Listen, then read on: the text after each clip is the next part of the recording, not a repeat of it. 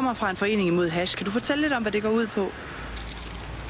Jamen, det vi for eksempel kan finde på at gøre, det er at ligge på fucking lur ude foran Christianer for eksempel. Og så når der kommer sådan en flok taberhashfrag med den for vildeste grineren på, gående forbi, så springer vi frem, tager deres falafel, og så trykker vi deres ribben. Hvad gør I så, når I har trykket deres ribben?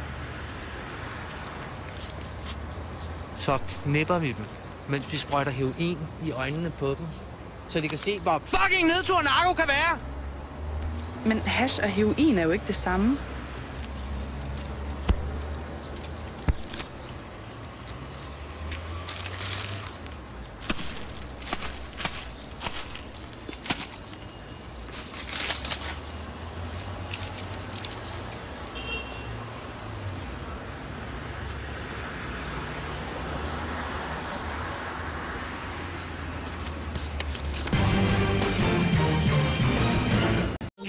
Base.